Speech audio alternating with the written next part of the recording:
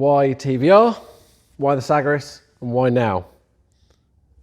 They are one of the hottest cars on the market at the moment. We've got reams of people waiting for them. What on earth has made them so sought after? There's a few reasons. I call it the special recipe. It's like Levi Roots reggae sauce. It's just perfect. It's got everything you could possibly want as a driver, as an owner. The club's fantastic, and actually as an investment as well. It ticks a lot of boxes, and we'll go through why. There's a lot of videos about these cars online, and they tend to get most of the points there or thereabouts, but they don't get every single detail. So we want to just show you why these cars are so good, why they're so sought after, and why getting into one sooner rather than later is a very good idea. Not only because you'll enjoy it, but it's a safe, very safe place to put your money. So what is it that makes these cars, not just the Sagaris, but all the T cars from TVR, such a fantastic thing to own? Why are they a good investment now? And why the market has finally turned to see what they were all about from the beginning. I mean, look at it for starters. You'd never think that's 20 years old. It's as fresh as a daisy, and nothing that's been penned since has beaten it, to be honest, unless you've got £2-3 million to spend. It really is as astounding today, as arresting as it was the day it was first produced. This car's an early car, so 2005, it's now 21 years old. A fantastic example, low mileage, low owners, and it sold within 9 hours of being on the internet. So it gives you an idea of just how sought after they are. These cars are lightweight, obviously, like all TVR, so just over a tonne, 1078 kilos. They've got 406 horsepower, giving them a 0 to 60 of 3.7 seconds. There's nothing in the way, no ABS, no traction control. You've got a lovely 5-speed manual box, a proper adjustable pedal box like you'd have in a racing car. You've got a built-in roll cage, which is wonderfully trimmed in leather, stitched with contrast stitching like you'd have in a top-end Porsche. You've got a massive boot, so there's plenty of space in it. Because of its lightweight, it doesn't go through components quickly, so your brakes, tyres, all last a lot longer than a modern sports car or supercar.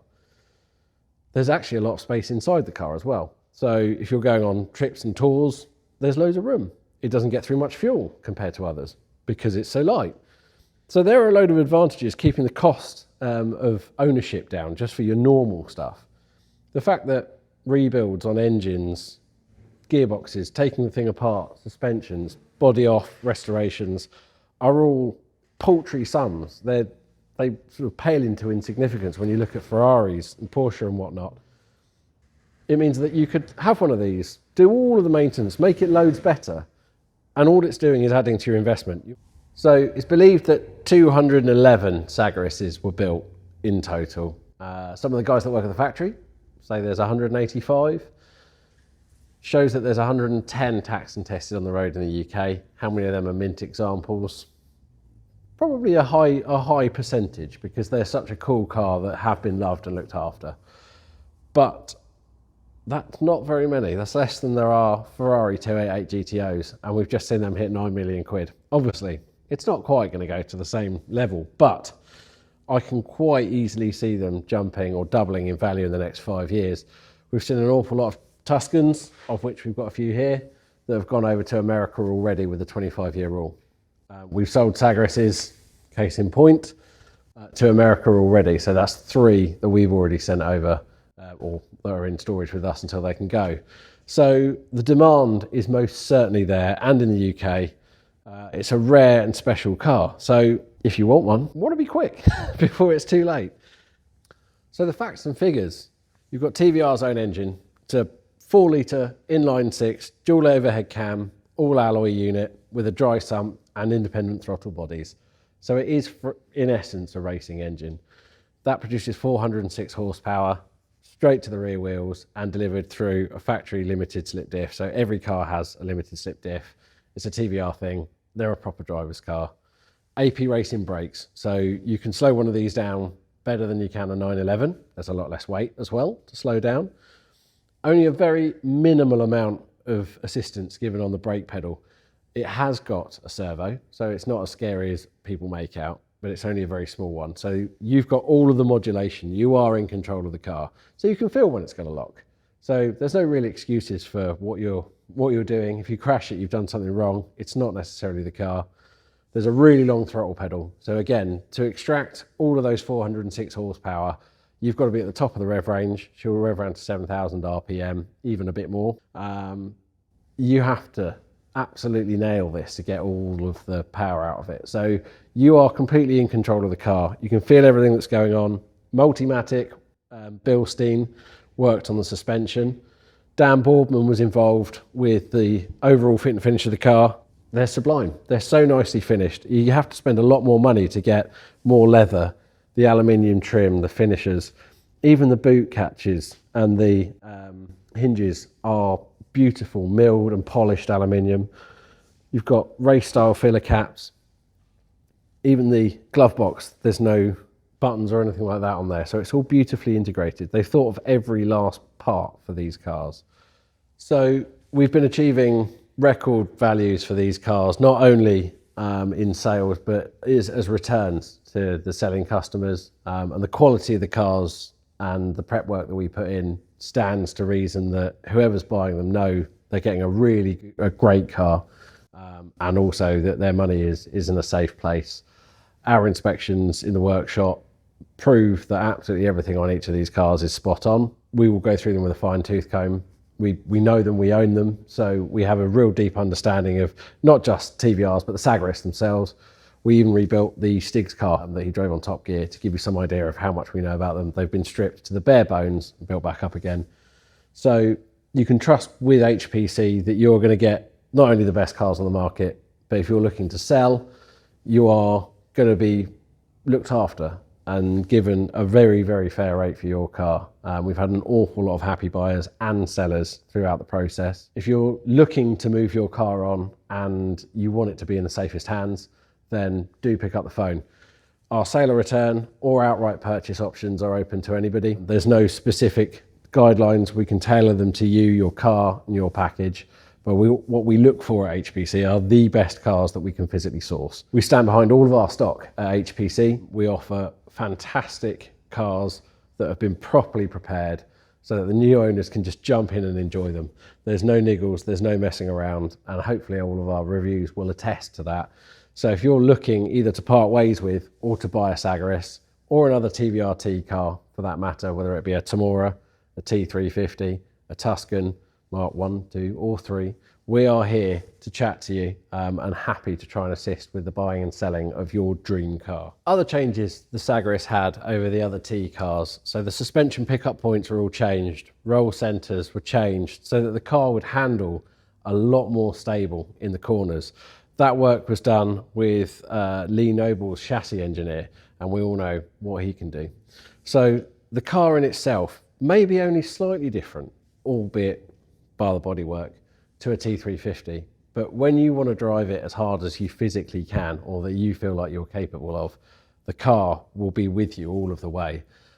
That's one of the main reasons these cars are so sought after. Not only do they look amazing, they are the halo car. They're the last one off the line, so everybody wants one, but they drive fantastically too. So you could pair this against anything on a B road and you'll keep up. A Sagaris just encourages you to push and push and push, which so very few cars can do. You can drive it at 20 miles an hour and have a massive grin on your face. You can just park it in a car park and everybody will come and see you. It doesn't matter what you do with one of these, there's joy in it. And that's one thing that's really difficult to replace with other cars. Even the bills aren't savage. And that is where these just absolutely smash other cars out of the park. You could fully rebuild one of these for the cost of just having an engine rebuild of other cars. They are brilliant things. So the Sagaris has all of the ingredients of a supercar or a limited production numbers car. So there's a lot of conjecture about who, what, where, why and when with these cars too. So side exit exhausts, why are they like that? Rumour has it that the tests for the noise ratings were on the curb this side. So what they did is they blocked off one exhaust and sent it all out this side so that you can have a bit more noise. Now whether that's true or not, it'd be great if somebody could tell us in the comments below, but that's a pretty cool reason for me.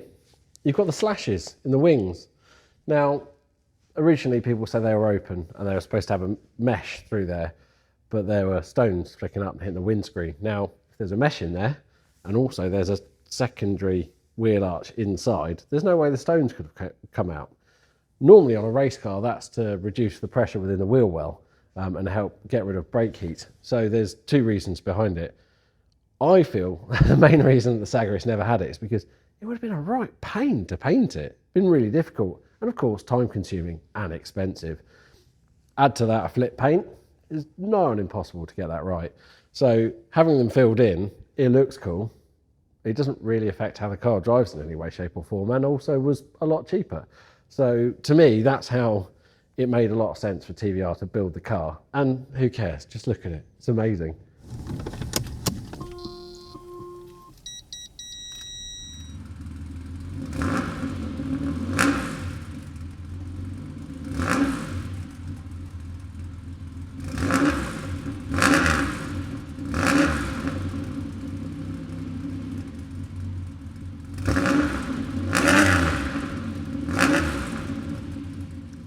So anyone who says that TVR didn't design their cars very well doesn't know them.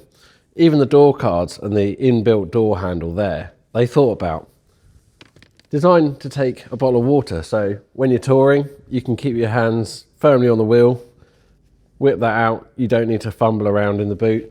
They really did think of everything.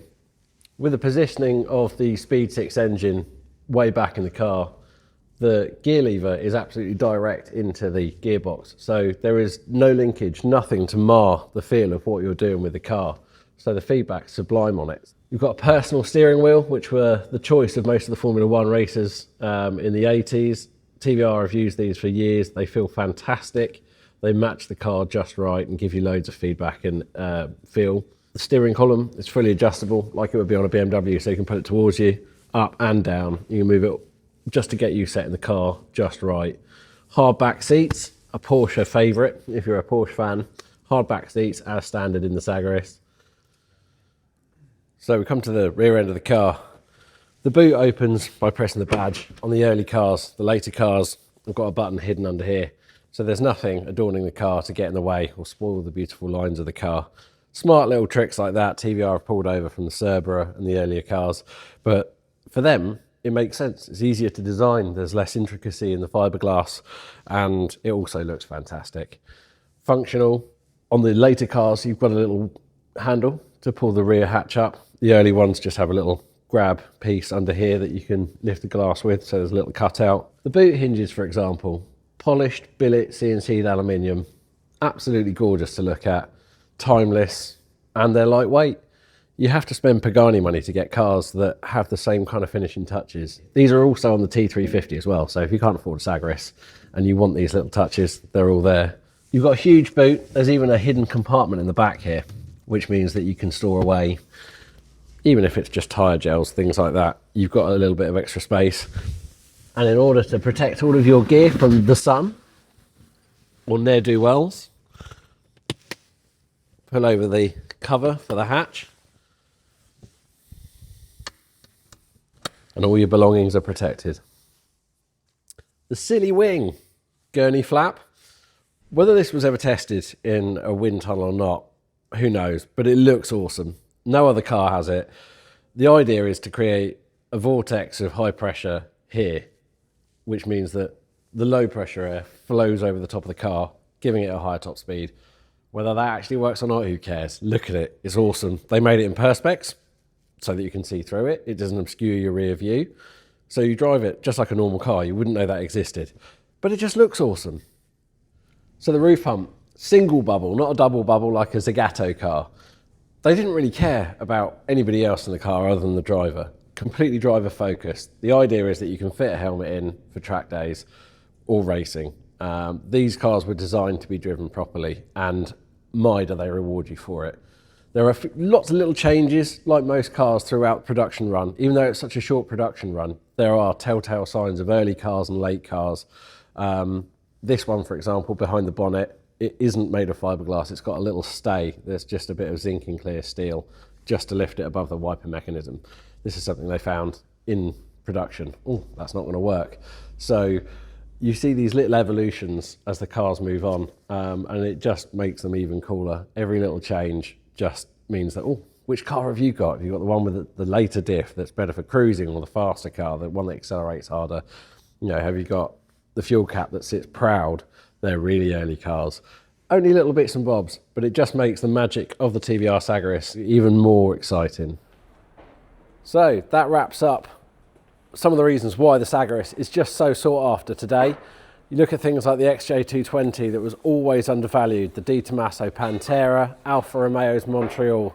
There are a few really cool cars that the buying public never really picked up on, and they just come of age, and all of a sudden everybody wants one. This one is sold, it's heading out today, so we're just going to watch it onto the trailer. So another car that's gone to a happy customer. This one's going up to Scotland with We Transport Cars. Alex has been entrusted to take it away for us today. Thankfully, there's some sunshine that we can give to him as well. So if you want to talk TVRs, find yourself your perfect Sagaris, you know who to talk to.